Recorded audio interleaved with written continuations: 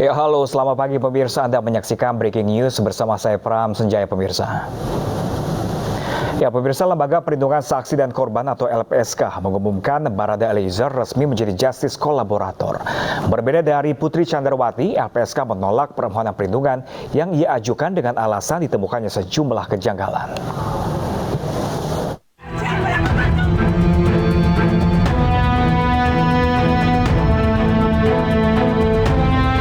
Rapat paripurna Lembaga Perlindungan Saksi dan Korban atau LPSK memutuskan mengabulkan permohonan justice kolaborator yang diajukan Barada Eliezer terkait kasus pembunuhan berencana terhadap Brigadir Joshua. Selain itu, LPSK juga memutuskan untuk memberikan perlindungan penuh kepada Barada Eliezer. Dengan demikian, status perlindungan darurat yang sebelumnya diberikan kepadanya resmi dicabut. Kemudian kami sampai pada keyakinan bahwa Barada E memang memenuhi syarat sebagai seorang justice kolaborator. Yang pertama tentu saja karena yang bersangkutan bukan pelaku utama. Yang kedua bahwa yang bersangkutan menyatakan kesediaannya untuk memberikan informasi kepada aparat penegak hukum tentang berbagai fakta, berbagai kejadian di mana dia terlibat sebagai pelaku tindak pidana. Dan dia bersedia untuk mengungkap bahkan pada orang-orang yang mempunyai peran jauh lebih besar. Jadi putusan ini sudah resmi, oleh karena itu perlindungan darurat yang kita berikan sejak 2 hari yang lalu kita cabut dan kemudian perlindungan sepenuhnya dilakukan dalam bentuk bukan darurat lagi. Keputusan berbeda diberikan pada Putri Chandrawati, istri dari tersangka Irjen Verdi Sambo. LPSK memutuskan menolak memberikan perlindungan kepada Putri karena adanya sejumlah kejanggalan dalam laporannya. Ya, saya akan bacakan keputusan LPSK terkait dengan permohonan perlindungan yang disampaikan oleh Ibu Putri Chandrawati atau Ibu PC terkait dengan dugaan tindak pidana perbuatan asusila dalam sidang majelis pimpinan LPSK tertanggal 15 Agustus 2022 diputuskan untuk ditolak dan diberikan rekomendasi. LPSK berpendapat bahwa tidak ada ancaman yang dihadapi oleh pemohon dalam kasus yang dilaporkannya. Sejak kasus ini bergulir, polisi telah menetapkan 4 orang tersangka, yaitu Irjen Verdi Sambo, Bribka Riki Rizal, Barada Eliezer, dan Kuat Ma'ruf. 3 tersangka, Irjen Verdi Sambo, Bribka RR, dan Kuat Ma'ruf dijerat pasal pembunuhan berencana dengan ancaman hukuman mati. Sementara Barada E terancam 15 tahun penjara. Tim Liputan iNews melaporkan. Sementara itu, pemirsa, Bareskrim Polri menghentikan penyidikan laporan dugaan pelecehan terhadap Putri Chandrawati. Ayah Brigadir Joshua pun meminta kepada Polri untuk memulihkan nama baik putranya.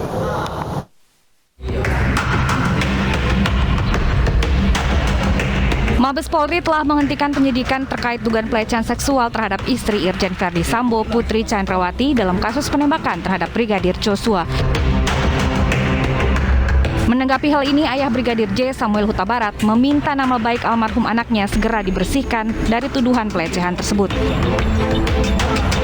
Bersama pengacara, keluarga telah menyusun 4 tuntutan pemulihan nama baik agar tidak menjadi gunjingan di tengah masyarakat. Kalau tidak salah ya ada kurang lebih 4 poin. Yang pertama, pemulihan nama baik. Yang kedua, rumah yang di Duren 3 dijadikan sebuah museum. Diangkat anak kita ini, nama anak kita menjadi seorang pahlawan di kepolisian. Dan yang terakhir, dikompensasi terhadap orang tua almarhum. Keluarga Brigadir Joshua saat ini terus menanti perkembangan kasus pembunuhan anaknya yang menyeret Irjen Verdi Sambo dan berharap semua tuntutan dapat segera dikabulkan.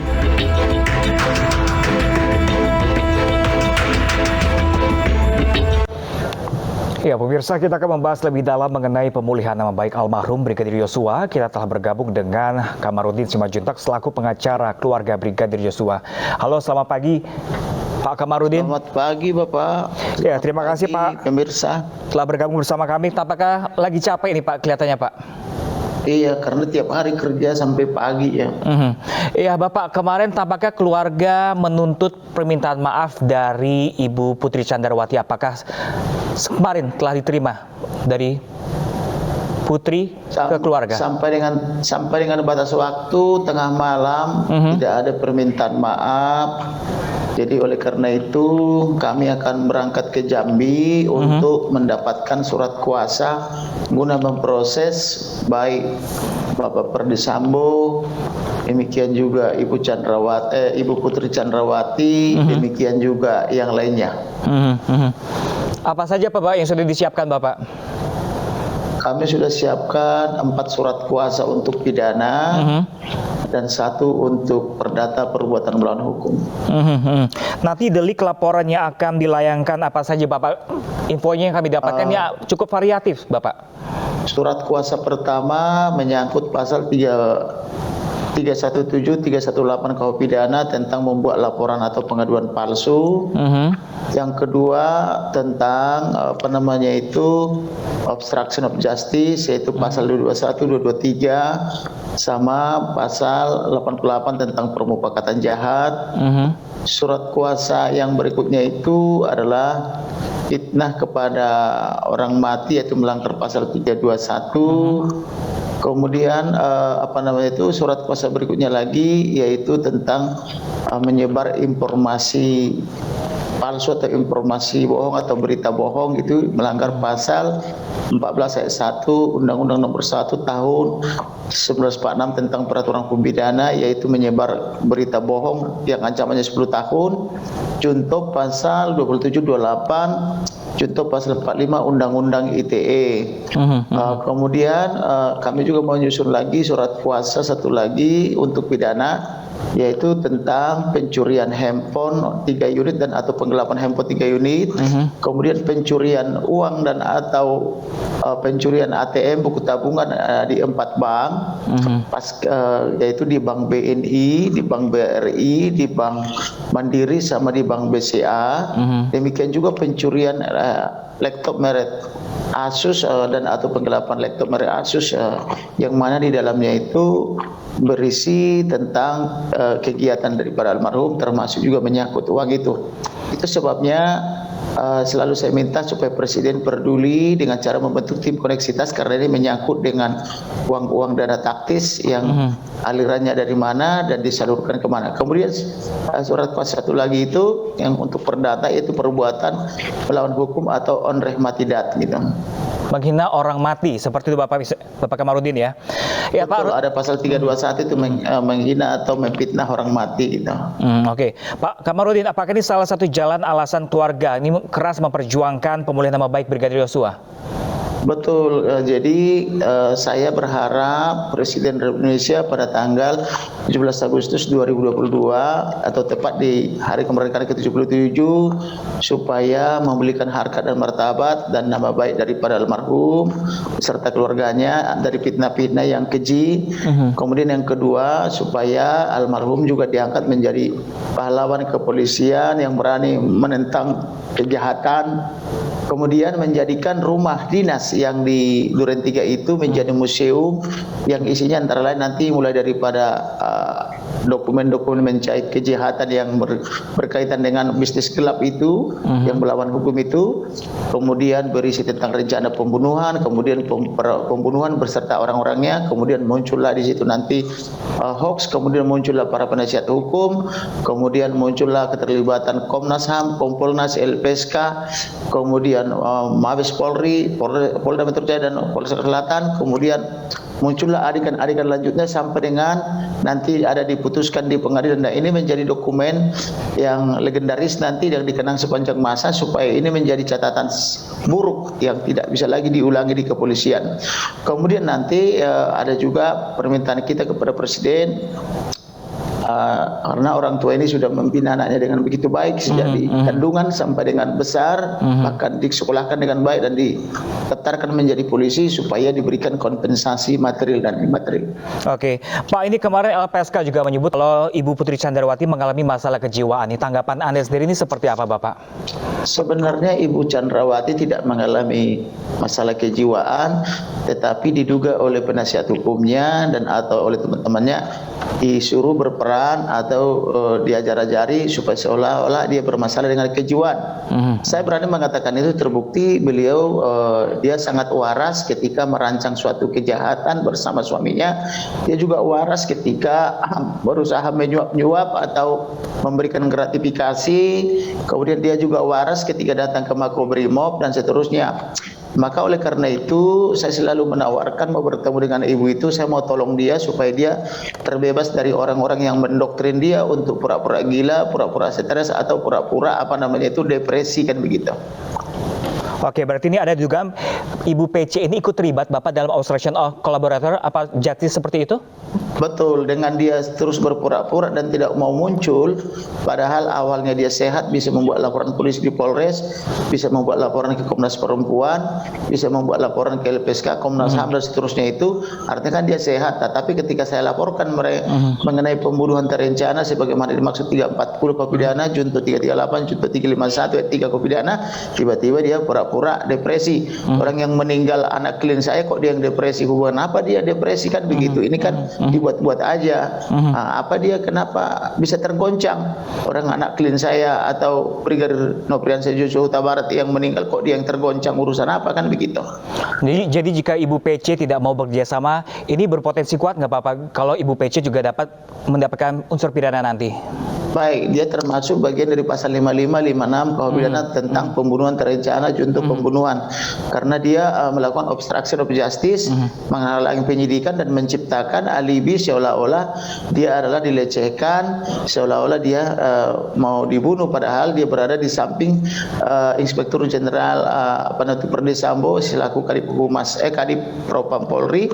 Mana mungkinlah seorang ajudan berani melecehkan istri jenderalnya di samping jenderalnya kan begitu. Itu kan bohong besar gitu ya. Bapak, kalau untuk terkait motif Bapak, apakah memang tidak akan benar dipublish ke publik Bapak? Karena saat sejauh ini publik malah berkreasi semakin liar imajinasinya tentang motif tersebut. Apakah tidak akan dipublish ke publik? Bukan begitu. Jadi orang-orang di Mabes Polri sana ada 3 bagian. Ada yang berusaha terus menutupi supaya perkara ini tidak terungkap dengan benar. Ada yang berusaha mengungkap sebenar-benarnya. Ada juga satu pihak yang berusaha supaya yang terkena ini hanya sebagian orang saja, yaitu di tingkat Brada dan Brigadir. Nah, pertarungan antara 3 kelompok ini mengakibatkan bagaimana supaya nanti si Perdi Sambo ini tidak terjerat dengan pasal 340 KUH pidana. Jadi dia berusaha menutupi bahwa ini seolah-olah pembunuhan tanpa motif. Kalau pembunuhan tanpa motif itu nanti maksudnya menjadi 338. Nah, karena semua pembunuhan berdasarkan pasal 340 adalah selalu disertai motif, yaitu dendam, iri hati, kebencian dan sebagainya. Dan almarhum ini dibunuh oleh Perdi Sambo adalah karena ada dendam, di mana pada bulan Juni tanggal 21 Juni 2022 yang bersangkutan bertengkar dengan istrinya karena istrinya tidak terima dia dimadu atau ada si cantik yang diduga membuat bapak betah tidak pulang ke rumah. Tetapi saya tidak paham berapa lama dia tidak pulang, sehingga ibu pun sebagai pemilik suami berusaha mencari tahu di mana suaminya. Kemudian karena pada akhirnya diduga dapat informasi dari ajudan dan diduga dari almarhum bahwa bapak ini telah memiliki atau diduga memiliki si cantik yang lain, maka terjadilah pertengkaran dan sejak saat itulah Perdi Sambo ini dendam kepada almarhum dalam melakukan pengancaman yang sangat hebat sehingga almarhum ketakutan sampai mengadu kepada kekasih minta izin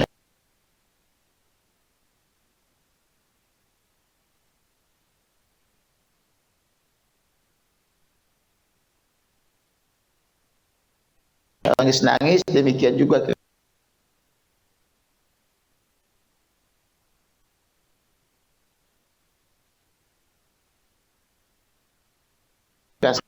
bapak bertengkar lagi dengan ibu di Magelang. selesai perayaan hari ulang tahun ke-22 perkawinan mereka, dan kemudian disinggung lagi mengenai si cantik ini, kemudian bertengkar lagi di lantai 2, dan kemudian si bapak dengan squadnya itu melakukan pengancaman lagi bahwa akan menghabisi Brigadir Nopriansyah Joshua apabila naik ke atas. Naik ke atas ini kita duga adalah informasi tentang bisnis kegelapan yang menyangkut tata niaga sabu-sabu, menyangkut juga bisnis judi, menyangkut bisnis mobil air, kemudian menyangkut juga dana-dana taktis yang diduga di atas namakan para ajudan-ajudan atau squad-squad itu yang harus melibatkan PPATK untuk mengungkap itu gitu. Oke, baik Bapak, ini tampaknya kurang lebih nih motifnya sudah akan terlihat bocoran terlihat dari pernyataan Bapak tadi. Bapak Kamarudin, terima kasih banyak Bapak Kamarudin telah bergabung bersama kami. Baik, terima kasih. Kami juga menurut keadilan untuk keluarga Brigadir Yosua. Terima kasih banyak Pak Kamarudin. Terima kasih. Selamat pagi.